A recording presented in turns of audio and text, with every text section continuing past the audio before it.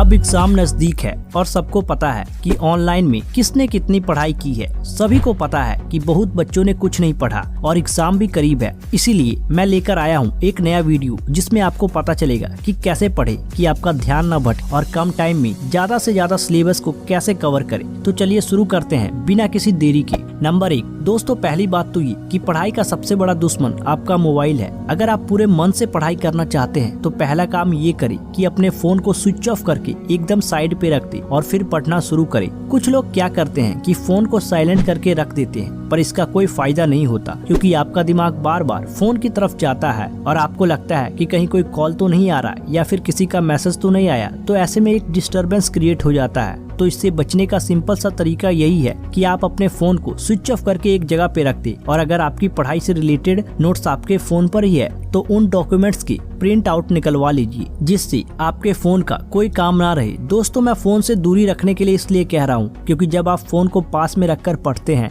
तो सिर्फ आपको लगता है कि आप पढ़ रहे हैं, बल्कि ज्यादातर वक्त आप सिर्फ अपने नोटिफिकेशन देखकर इंस्टा या यूट्यूब स्क्रॉल करने में समय बर्बाद कर देते हैं। नंबर 2 दोस्तों, कई लोगों की आदत होती है लेट कर पढ़ने की और ये आदत बहुत खराब होती है। जब आप लेट कर पढ़ते हैं तो आपको सो जाने के चांसेस बहुत ज्यादा होते हैं क्योंकि तब आप अपने कंफर्ट जोन में पहुंच चुके होते हैं और वो जोन आपको नींद में ले जाने की पूरी कोशिश करता है। इसीलिए जब आप पढ़ने जा रहे हो तो पढ़ने वाला माहौल क्रिएट करें, ना कि सोने वाला। प्रॉपर टेबल चेयर पर पढ़ने बैठे जिससे आपके इर्द गिर्द एक पढ़ाई वाला माहौल बन जाए। इससे आपका मन पढ़ाई करने की ओर ज्यादा अच्छे से आकर्षित हो सके। नंबर 3 दोस्तों, कई लोगों में ये आदत देखी गई है कि कुछ लोग खाना खाकर पढ़ाई करने बैठते हैं और ये आदत बहुत ही खराब है। दोस्तों, ये बात तो हम सभी जानते हैं कि खाना खाने के बाद हमें कितना आलस आने लगता है और हमारा शरीर एकदम लेटने की मांग करता है। इसीलिए कभी भी पढ़ाई का समय खाने के बाद का न रखिए क्योंकि खाना खाने के तुरंत बाद आपका दिमाग आपको सोने के लिए कहने लगता है और ऐसे वक्त पर पढ़ाई की तरफ मन लगाना बहुत ही मुश्किल काम हो जाता है। इसीलिए कोशिश करो कि अपनी पढ़ाई हमेशा सुबह से करो क्योंकि सुबह में आपका दिमाग एकदम एक्टिव रहता है। और एक बार जेफ बेजोस ने भी कहा था कि वे अपने सारे प्रोडक्टिव काम सुबह में कर लेते हैं क्योंकि सुबह के वक्त हमारा दिमाग सबसे अच्छा चलता है।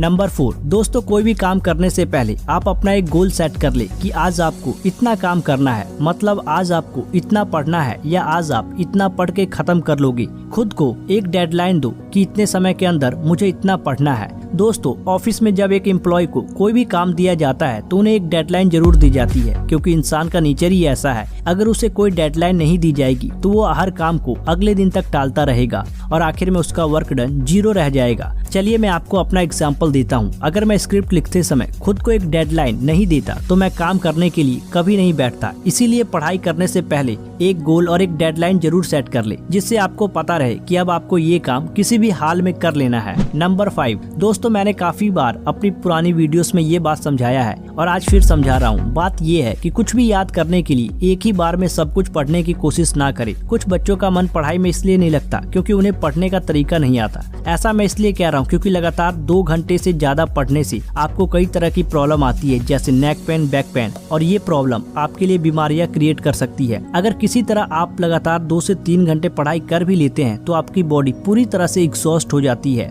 जिसकी वजह से आप उन 3 से 4 घंटे पढ़ने के बाद इतना थक चुके होंगे कि आगे आप कोई भी काम नहीं कर पाओगे। तो इससे अच्छा ये है कि आप छोटे छोटे ब्रेक लेकर पढ़ाई करें। इससे आप बीमारियों से बचे रहेंगे और आपकी कंसंट्रेशन भी लगी रहेगी पढ़ाई के प्रति। नंबर 6 दोस्तों, आजकल के बच्चे जो सबसे ज्यादा गलतियां करते हैं वो ये है कि जब उन्हें पढ़ाई करनी होती है तो वे अलग अलग जगह से पढ़ने की कोशिश करते हैं, ना कि एक जगह से पढ़ते हैं। अगर आप 10 अलग अलग जगहों से एक ही इन्फॉर्मेशन इकट्ठा करते हो तो वो आपके नॉलेज को क्लियर करने के बजाय आपके दिमाग में ज्यादा कंफ्यूजन क्रिएट कर देता है और ये बात बहुत अच्छे से साइकोलॉजिस्ट ने भी कही है। तो कोशिश करें कि आप जो भी चीजें याद कर रहे हो वो एक जगह से ही पढ़े, ना कि अलग अलग सोर्सेज से, क्योंकि एक चीज जब आप एक जगह से पढ़ते हैं तो वो चीज आपके दिमाग में छपी हुई रहती है और जब आप वही चीज अलग अलग सोर्सेज से अपने दिमाग में डालने की कोशिश करते हैं तो वे आपके दिमाग में छपे हुए कंटेंट को और कंफ्यूजिंग बना देता है। और एक जगह से पढ़ना आपके दिमाग में पढ़ाई को बोरिंग भी नहीं बनने देगा और आपका मन पूरी तरह से पढ़ाई में लगा रहेगा। तो आई होप आपको पता चल गया होगा कि इन तरीकों से और अपना मन पढ़ाई में लगा सकते हो।